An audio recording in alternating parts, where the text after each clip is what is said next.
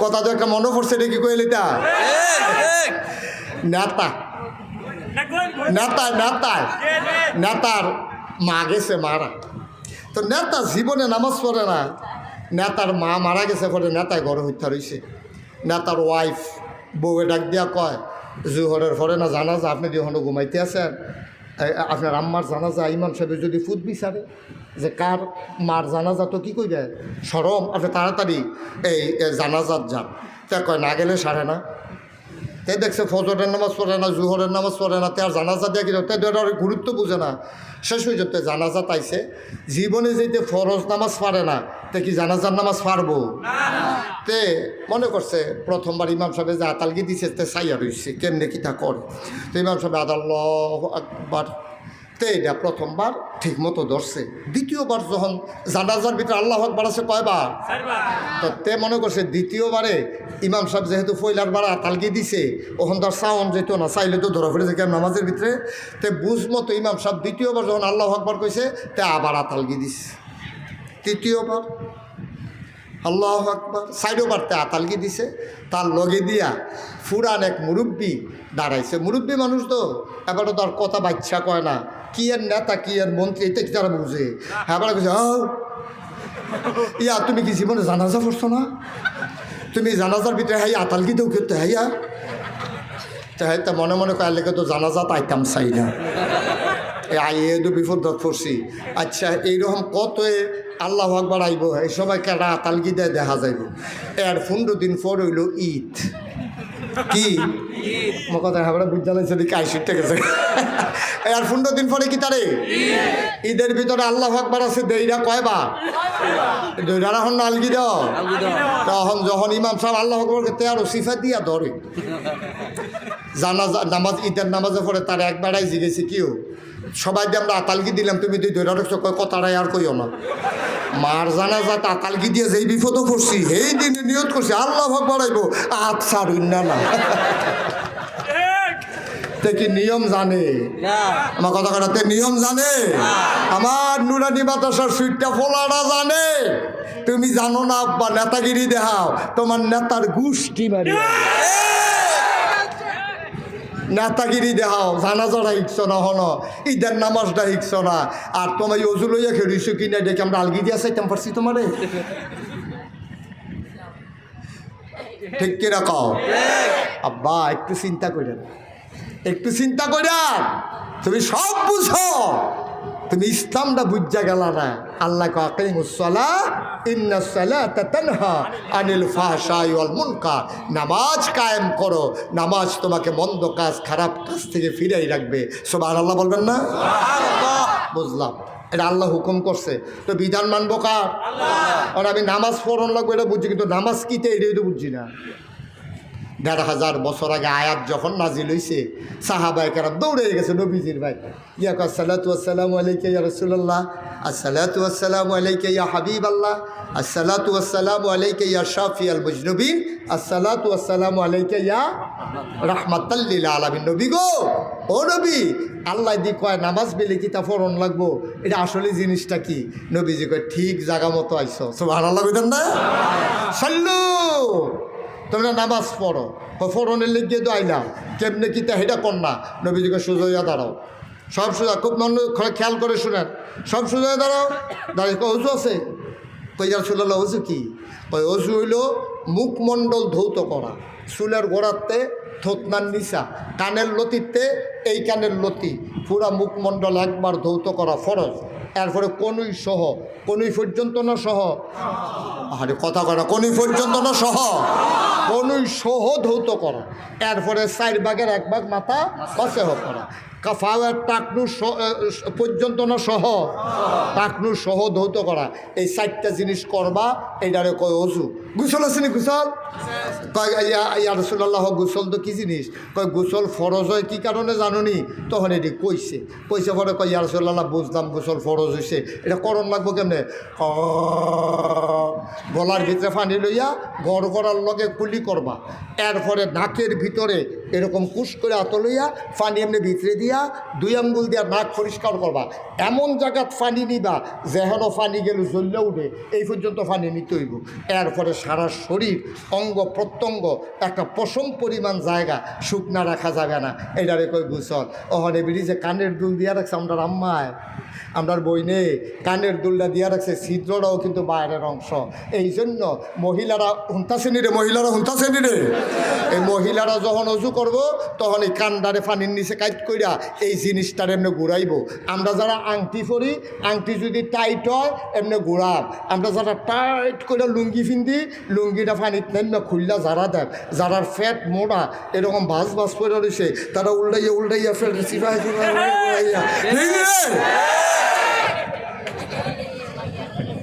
আর নইলে ফরজ গোসল আদায় হতো না, ফরজ গোসল আদায় হবে না। আব্বা আপনার ফ্যাট বাস ফুলে রয়েছে 5-6টা, এটির উল্টাই উল্টাই সিফাই সিফাই পানি ডুহাইতে হইব, কোনা কাঞ্চি সিফা সফা যত জায়গা আছে একটা পশম পরিমাণ জায়গা শুকনা থাকতে পারবে না। তাইলে বোঝা গেল নেইল পালিশ দিলে গোসল করলে গোসল হইব, কথা কটা হইব। তা আপনার মাইয়া ফানে যে নেইল পালিশ দেয় গোসল ফরজ হয়, আপনার নতুন বউয়েরা যে নেইল পালিশ দেয় গোসল ফরজ হয়। আম্মা তোমার সারাটা জীবন না পাক, তুমি আর ফাঁক হইয়া গেলা না, ঠিক কিনা? কেডাই বুঝেন, কে বুঝাইব? নেইল পালিশ দেওয়া যাবে না। হ্যাঁ, যদি আপনি নেইল পালিশ দেন, নেইল পালিশ রিমুভার আছে, আপনি যদি ফজরের সময় দেন, আপনার যদি নামাজ থাকে আপনার, তখন আপনি জুহরের আগে আবার উঠাই ফেলতে হবে। অথবা যদি যতদিন আপনার নামাজ নাই এই সময়টা আপনি দিতে পারবেন, কিন্তু উঠাই ফেলতে হবে আপনার যখন আবার ফরজ, আবার যখন নামাজ আসবে। এটি বুঝা শূন্য কাম করন লাগবো, ফাতারে করতে হইতো না। এবার বেড়াইতে লেগা কই, আপনারা তো কইবেন যে আজ ধরছে বেড়িয়ে না, বেড়াইতে দুষ্কর। এই যে আমরা এই সাদা দাড়িওয়ালা বেড়ায়, কলব দিয়া যে কালা দাড়ি করছে, আপনার নামাজ হবে না। যেই কলবে আস্তরণ পরে থাকে, কালো মেহেন্দি দিলে সমস্যা নাই, কিন্তু কালো কলব যদি দেন যেটা পানি ধরে না, তাইলে আপনি গোসল করলে অজু গোসল হবে না।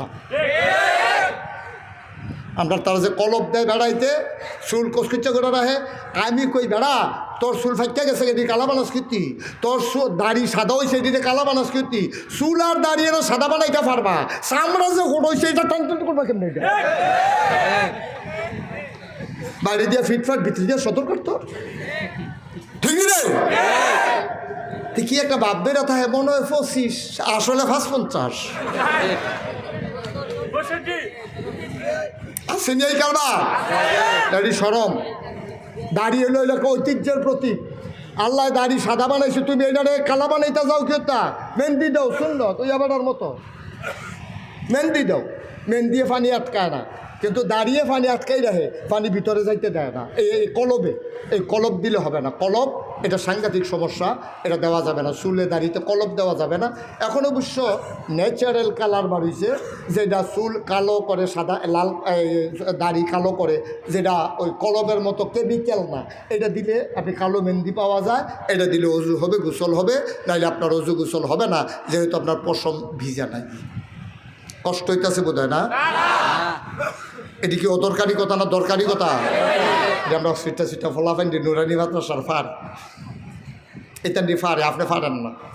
আপনি জানেন, আমি যদি এখন বলি নামাজের ভিতরে ফরজ কয়টা, হাকাম আরকান কয়টা ফরজ, আপনি বলতে পারবেন না, কিন্তু আমার ফলারায় একটা টানে 13টা ফরজ কইয়া লাগবে, ঠিক কিনা কও? এরপরে আপনি একটা মাদ্রাসা দিতেন, মনে কয় না, নিয়া দেন কেজি স্কুল, কি সাপ বানায় তার হাফ প্যান্ট, তারপরে শার্ট, আবার টাই টাই হগিন্নির ফুতের নাম মিয়া খা, ভাত খাইতে ভাত খাইছ, তুই তার টাই ফরাইছ, তখন ফাঁসি দিয়া গলা আলগি দিয়ে হাঁটেতে, ঠিক কিনা কও? আমরা ছেলেদেরকে ভর্তি করাবো মাদ্রাসায়, এরপরে যদি ইঞ্জিনিয়ার বানান লাগে বানান, ডাক্তার বানান লাগে বানান, আগে তারা মাদ্রাসায় পড়াবেন। এই মাদ্রাসায় পড়ার কারণে সকালবেলা যদি একজন শুটকি দিয়ে ভর্তা দিয়ে ভাত খায়, দুপুরবেলা যদি বিরিয়ানি খায়, রাত্রেবেলা যদি কুরমা পোলাও খায়, ঘুমাইতে গেলে যখন গোট দেয়, পেট দিয়ে যখন একটা ঢেকুর বের হয়, এটার ভিতরে কি কুরমা পোলাওর গন্ধ না শুটকির গন্ধ? কথা কথা কি এর গন্ধ? শুটকির গন্ধ। কারণ সকালে শুটকি খাওয়ার কারণে কুরমা খান, ফলাও খান, যায় খান, ওই সকালের গন্ধটা আবার বার হয়। ফলারে যদি সকালবেলা অর্থাৎ জীবনের শুরুতে কোরআন হাদিস দিয়ে দিতে পারেন, সে ডাক্তার হবে। অন্তত ডাক্তার হওয়ার কারণে তার ভিতরে কোরআন হাদিস থাকার কারণে নর্মাল ডেলিভারির জায়গায় সে সিজার করবে না, ঠিক কিনা? তার ইঞ্জিনিয়ার বানান। তো ইঞ্জিনিয়ার হইয়া অন্তত ওই কোরআন হাদিসের ডর থাকার কারণে তে ফাইল আটকাইয়া ঘুষ খাইতো না। তারে কন্ট্রাক্টর বানান, আমার কোনো আপত্তি নাই। তার ইসলাম তার ভিতরে থাকার কারণে, নুরানি মাদ্রাসায় 5 বছর পড়ার কারণে তে অন্তত ব্রিজের ভিতরে রোডের বদলি বাস দিত না।